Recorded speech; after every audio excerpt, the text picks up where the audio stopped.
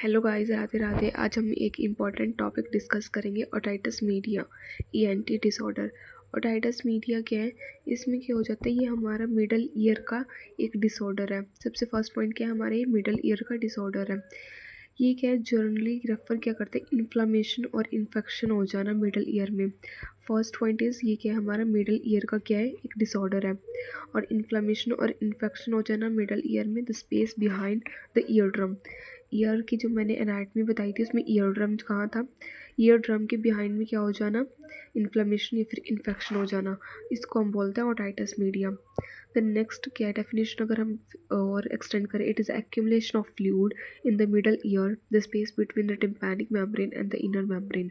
उसी के बाद क्या होगी, हमारी मिडल ईयर के बाद क्या होगा, इनर मेम्ब्रेन स्टार्ट हो जाएगा। तो ये क्या है, एक तरीके का फ्लूइड जो है वो क्या हो जाता है, हमारे मिडल ईयर में क्या हो जाता है, स्टक हो जाता है, एक्यूमुलेट हो जाता है, इकट्ठा होना शुरू हो जाता है। किसके space, tympanic membrane and inner ear के बीच में। तो ये क्या डेफिनेशन होगी ओटाइटिस मीडिया की। ओटाइटिस मीडिया एक मिडल ईयर डिसऑर्डर है। इन्फेक्शन और इन्फ्लामेशन हो जाना ईयर ड्रम के पीछे, एक्यूमुलेशन हो जाना किन किन के बीच में हो रही है ये एक्यूमुलेशन, मिडल ईयर में क्या हो रहा है, tympanic membrane and inner ear. सबसे पहले आउटर, फिर देन मिडल, फिर इनर। मिडल ईयर में क्या हो रहा है, ईयर ड्रम के पीछे। और अगर हम प्रॉपर बात करें तो टिम्पैनिक मेम्ब्रेन और इनर ईयर के स्पेस में। टाइप्स के होते हैं, ये 3 टाइप्स के होते हैं।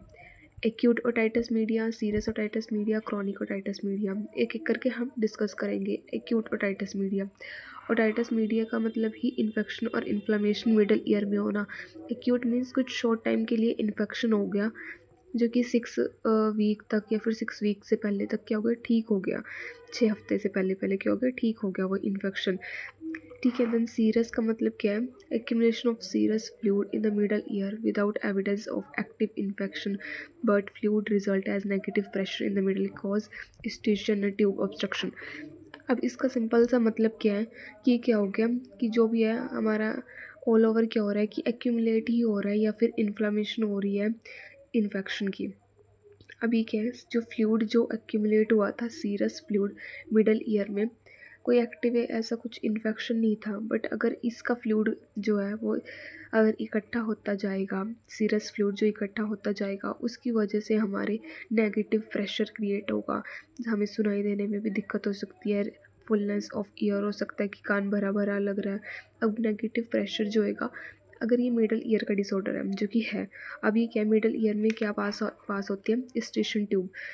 स्टेशन ट्यूब भी कनेक्टेड होती है यहीं से, स्टेशन ट्यूब भी ये साइड से नीचे निकलती है, जो कि हमारे क्या थ्रोट या नेक में जाती है। अब उसकी वजह से क्या होगा कि ऑब्स्ट्रक्शन होगा स्टेशन ट्यूब में, सारा का सारा प्रेशर नीचे की साइड स्टेशन ट्यूब में लगेगा।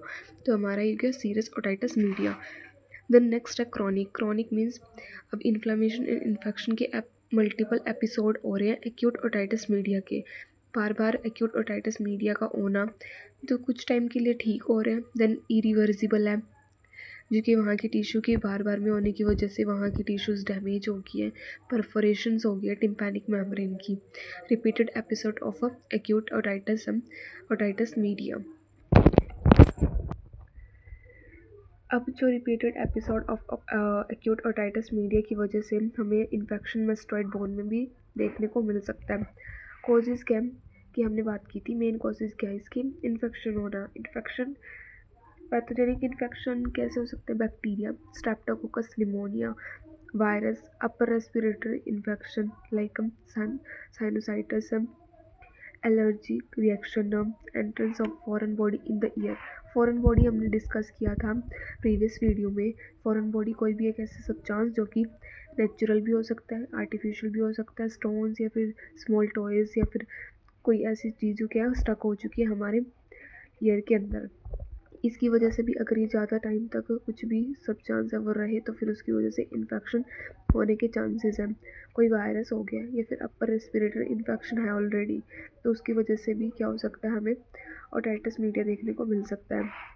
क्लिनिकल मैनिफेस्टेशन क्या क्या है एक्यूट ओटाइटिस मीडिया के, पेन और क्या, prolonged drainage, irritable, anorexia, fever, baby rise 104 Fahrenheit to 105 Fahrenheit, headache, nausea, vomiting, hearing loss जो कि नॉर्मल है, क्लिनिकल मैनिफेस्टेशन जो कि हर एक ईयर डिसऑर्डर में देखने को मिलते हैं। देन क्रॉनिक ओटाइटिस मीडिया में कौन कौन से हैं? क्लिनिकल मैनिफेस्टेशन, ओटैल्जिया, ईयर पेन, ठीक है। देन उसके बाद perforation of tympanic membrane, ringing sound जो है, टिनाइटिस सुनाई देगी। ऑब्स्ट्रक्शन ऑफ स्टेशन ट्यूब जो कि बताया था कि किसकी वजह से होता है? सीरस ओटाइटिस मीडिया की वजह से स्टेशन ट्यूब में ऑब्स्ट्रक्शन आ सकती है, जो कि क्रॉनिक कंडीशन में देखने को मिलती है। Redness and swelling. Then pathophysiology की बात करें एक्यूट ओटाइटिस मीडिया की, ड्यू टू एनी इन्फेक्शन है, या फिर वो बैक्टीरियल या फिर वायरल या फिर एलर्जिक रिएक्शन है, या फिर कोई भी फॉरेन बॉडी हमारी ईयर में चला गया है। Inflammation occur and exudate oedema in Eustachian tube in middle ear. Inflammation जो है हमारे अकर होगी स्टेशन ट्यूब में मिडल ईयर में। मिडल ईयर में क्या होता है? हमारा स्टेशन ट्यूब क्या होता है? हमारा कनेक्ट होता है। अब क्या होएगा उसमें? एक्सीडेट, पस वगैरह, एडीमा, इन्फ्लामेशन होने की वजह से पस एडीमा होने के चांसेस हैं। देन उसके बाद सीरसम एक्सीडेट इन मिडल ईयर। अब ज़्यादा टाइम तक अगर वो वहाँ से ना निकला इन्फेक्शन या फिर ना ठीक हुआ तो वो थिकन हो जाएगा, हद से ज़्यादा प्रोलेंट बढ़ जाएगा, पस फॉर्मेशन होने के चांसेस हैं।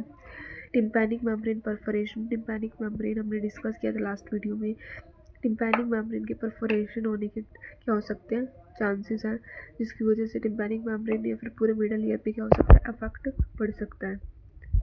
सो पैथोफिजियोलॉजी क्या थी? इन्फेक्शन की वजह से स्टेशन ट्यूब पे इन्फ्लामेशन हुई, एडीमा, एक्सीडेट, देन उसके बाद सीरस फ्लूइड जो था मिडल ईयर में पहुंच गया, थिक हुआ, प्रोलेंट और पस की फॉर्मेशन हुई, जिसकी वजह से टिम्पैनिक मेम्ब्रेन जो कि पास में ही था उस पर क्या हुआ? इफेक्ट पड़ा और परफोरेशन हो गई टिम्पैनिक मेम्ब्रेन की।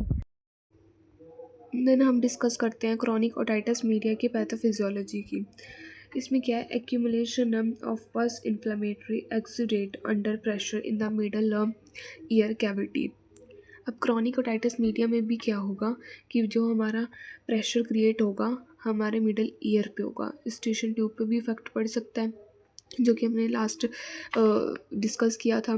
अब पस फ्रॉम इन्फ्लामेटरी रिस्पॉन्स होगा, जिसकी वजह से प्रेशर पड़ेगा हमारे मिडल ईयर पे, क्योंकि एक्यूमुलेशन हो चुकी है फ्लूइड की। देन उसके बाद तो नेक्रोसिस होगा, सेल की वहाँ की डेथ हो जाएगी, अल्टीमेटली टिश्यूज़ की डेथ हो जाएगी, डैमेज हो जाएगा, क्योंकि क्रॉनिक ओटाइटिस मीडिया में क्या है कि रिपीटेड एपिसोड हो रहे हैं क्रॉनिक ओटाइटिस मीडिया के, जिसकी वजह से हियरिंग लॉस में भी प्रॉब्लम देखने को मिल सकती है अगर ये एक्सटेंशन ऑफ इन्फेक्शन में अकर इनटू मेस्टॉइड सेल। मेस्टोडाइटस की प्रॉब्लम जो ईयर के जो हमारे पीछे वाला एरिया है उसमें क्या हो सकता है? मेस्टॉइड सेल में इन्फेक्शन हो सकता है, मेस्टोडाइटस देखने को मिल सकता है। देन नेक्स्ट है डायग्नोस्टिक इवैल्यूएशन। डायग्नोस्टिक इवैल्यूएशन सबसे पहले हम हर एक डायग्नोस्टिक इवैल्यूएशन में ईयर के हम फिजिकल एग्जामिनेशन, हिस्ट्री डिस्कस करेंगे। हम otoscopic examination, audiometry test, tympanometry, patient को कितना सुनाई दे रहा है, कितना नहीं सुनाई दे रहा, किस ईयर में प्रॉब्लम है, क्या ऐसा पेशेंट ने किया था जिसकी वजह से इन्फेक्शन हो गया, या फिर क्या इन्वायरमेंट एक्सपोजर था पेशेंट का हद से ज़्यादा कि उसको क्या होगी? प्रॉब्लम होगी। एमआरआई कंडक्ट करा सकते हैं, माइक्रोस्कोपिक व्यू भी करवा सकते हैं।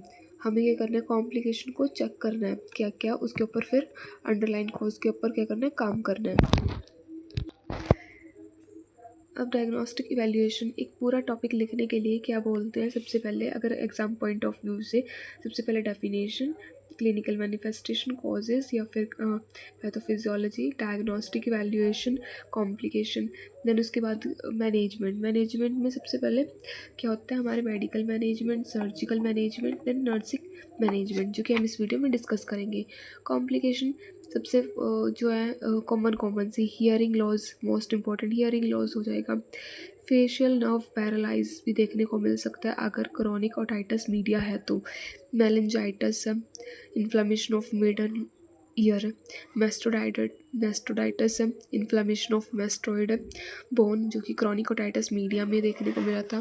देन हम डिस्कस करेंगे मेडिकल मैनेजमेंट में हम मेडिकेशन प्रोवाइड करके क्या करेंगे? पेशेंट को ठीक करने की कोशिश करेंगे।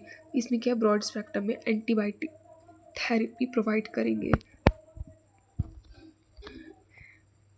Antibiotic therapy, example amoxicillin, penicillin, azithromycin, antihistamine, antibiotic bacteria से फाइट करने के लिए। देन उसके बाद NSAID drugs for pain and inflammation को रिड्यूस करने के लिए न्यूज़ोसलाइड्स यूज़ करेंगे। Antiseptic can wash with antibiotic therapy. Ear wash, antiseptic ear wash with antibiotic therapy provide करेंगे क्रॉनिक ओटाइटिस मीडिया में, ताकि ईयर अच्छे से वॉश हो सके। एंटीबायोटिक थेरेपी के साथ साथ हम ये भी प्रोवाइड करवा सकते हैं। देन नेक्स्ट है सर्जिकल मैनेजमेंट, मेरिंगोटॉमी। मेरिंगोटॉमी क्या है? हमारी फर्स्ट सर्जिकल मैनेजमेंट जो हम कंडक्ट करा सकते हैं अगर ओटाइटिस मीडिया के केसेस में। मेरिंगोटॉमी क्या है? Incision through ear drum to create artificial opening either to allow infection fluid to drain from the middle ear in acute otitis media. In condition of acute otitis media, we provide this surgery, we conduct this surgery. इसमें हम क्या करेंगे? Ear drum के through क्या करेंगे? एक artificial opening या artificial whole क्या कर देंगे? क्रिएट कर देंगे, जिससे जितना भी फ्लूइड इन्फेक्शन है वो ड्रेन हो सके मिडल ईयर में, और उसको हम क्या कर सके? बाहर निकाल सकें। मेरिंगोटॉमी में हमने क्या कर दिया? ईयर ड्रम में इंसिजन किए थे, जिसकी वजह से इन्फेक्शन और जितना फ्लूइड था वो बाहर निकल गया। देन नेक्स्ट है tympanoplasty, surgical repair of tympanic membrane. Tympanoplasty नाम से ही पता लग रहा है, tympanic membrane, tympanic. Surgical repair of tympanic membrane ear drum और surgical repair of perforation ear drum by grafting. अगर ईयर ड्रम परफोरेटेड हो चुका है, ईयर ड्रम ख़राब हो चुका है, तो हम उसको सही करते हैं टिम्पैनोप्लास्टी से। Then next one is nursing management है। सबसे पहले हमारी फर्स्ट प्रायोरिटी क्या है कि पेन कितना है, पेन को असेस करना है location, intensity, pain rating scale से। एडमिनिस्टर एनाल्जेसिक एज प्रिस्क्राइब्ड, ठीक है, जितना अकॉर्डिंग टू द कितनी अमाउंट डोज में देनी है वो हमें क्या करना है? प्रोवाइड करना है एनाल्जेसिक पेन रिलीफ करने के लिए। देन उसके बाद एंटीबायोटिक वो भी हमें ऑर्डर के प्रिस्क्राइब जितना करना है वो हमें एडमिनिस्टर करना है। कॉर्टिकोस्टेरॉइड इन्फ्लेमेशन कम करने के लिए, एनाल्जेसिक पेन कम करने के लिए, देन एंटीबायोटिक। देन उसके बाद हमें क्या करना है कि कुछ भी चीज़ जो है, अगर पेशेंट कम एज का है तो फिर कुछ भी चीज़ एडवाइस करेंगे, कुछ भी चीज़ अपने कान के अंदर ना डालें, जिससे इन्फेक्शन और ज़्यादा होने के चांसेस हो सकते हैं। Encourage patient to use local warm compression और heating pad to promote comfort. Hot compression provide करवानी है पेशेंट को, ताकि क्या हो सके, अगर पेन हो रहा है, इन्फ्लामेशन हो रही है, तो उससे क्या थोड़ा सा रिलीफ पहुंच सके। रिड्यूस और मिनिमाइज इन्वायरमेंटल नॉइज़। सबसे ज़्यादा क्या है कि अगर पेन में इन्फेक्शन या फिर कुछ ऐसा है तो क्या होगा? पेशेंट क्या होगा? इरिटेट फील करेगा, और मूड स्विंग्स में भी क्या होंगे? चेंजेस देखने को मिल सकते हैं, मूड स्विंग्स हो सकते हैं। तो इन्वायरमेंट क्या होना चाहिए? काम, पीस होना चाहिए। सो इस वीडियो में हमने डिस्कस किया ओटाइटिस मीडिया टाइप्स, देन उसके बाद clinical manifestation, causes, pathophysiology, then उसके बाद एक कि हमने पैथोफिजियोलॉजी डिस्कस की, कॉम्प्लिकेशन, मैनेजमेंट में मेडिकल, सर्जिकल और नर्सिंग। So thank you.